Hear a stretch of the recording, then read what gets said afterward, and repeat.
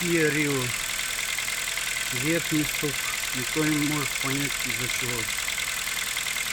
Гидрокомпенсаторы были вставлены новые по заказу. Заказывались размеры, которые измеряли. Все равно стук остался такой же. Кто подскажет, из-за чего?